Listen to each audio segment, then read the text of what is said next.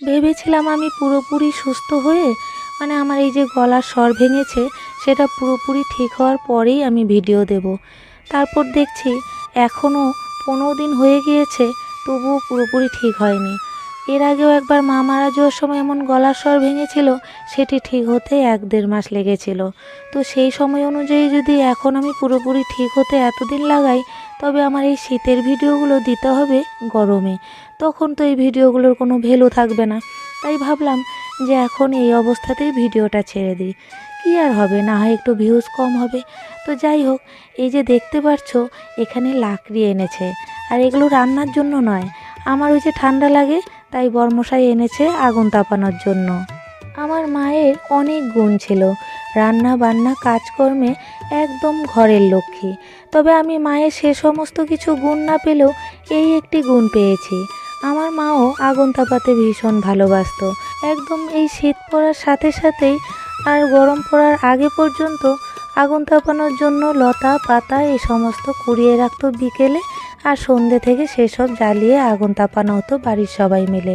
আমার বাবা কিন্তু এখনও আগুন তাপাতে ভীষণ ভালোবাসে, তাই হয়তো বংশ পরম্পরায় আমিও এই অভ্যাসটি পেয়েছি।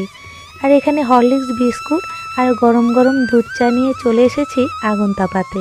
এই আগুনের পাশে বসে চা পাটি করার মজাই আলাদা, তাই আমরা এখানে আগুন ধরিয়ে দিলাম, আর তারপর আমি আর আমার মেয়ে সায়না দুজনে চা পাটি করব।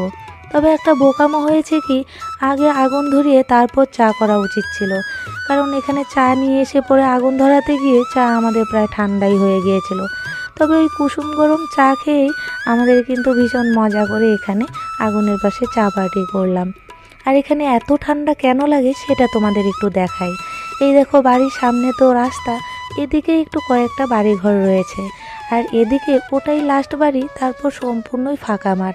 আর আমার বাড়ির পাশে তো কোনোই বাড়ি নেই, পেছন দিকটাও পুরো মাঠ। আর এদিকেও দেখতে পাচ্ছ কতটা ফাঁকা জায়গা, তাই হাওয়া কুয়াশা সবই হুড়হুড় করে আমার ঘরে ঢোকে, তাই ঠান্ডাটাও বেশি।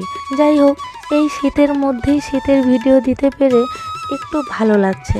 খুব টেনশনে ছিলাম, ভাবছিলাম হয়তো আমার গরমে এই ভিডিওটা ছাড়তে হবে। অনেক বুঝিয়ে সুঝিয়ে সায়নাকে রাজি করিয়েছি ভিডিওতে ভয়েস দিতে, তারপর ও একটা ভিডিওতে ভয়েসও দেয়, কিন্তু এরপর ওরও ঠান্ডা লেগে গলা ভেঙে যায়। এখন দুজনেই অসুস্থ, কী আর করার। তারপর কিন্তু আমি এভাবেই ভাবলাম ভিডিওটা দিই। জানি না কেমন হয়েছে, ভিডিওটা ভালো লাগলে অবশ্যই কিন্তু তোমরা লাইক কমেন্ট শেয়ার করে দিও। লাইকটা অবশ্যই করো, তাহলে আমার ভালো লাগে ভিডিও বানাতে, আর কমেন্টে জানিও ভিডিওটা কেমন হয়েছে। টাটা।